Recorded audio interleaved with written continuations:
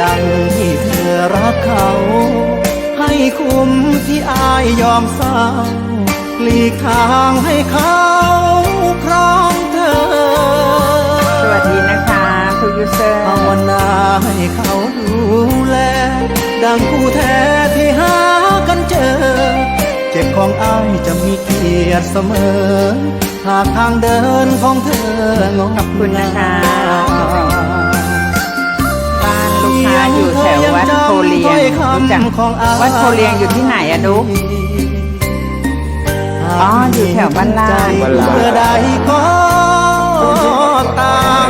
อ๋อโพเลียงพลอยรู้จักค่ะ ถูกรังแกหรือแค่เงาเลยบ้านอ้อไปนั่นเนี่ย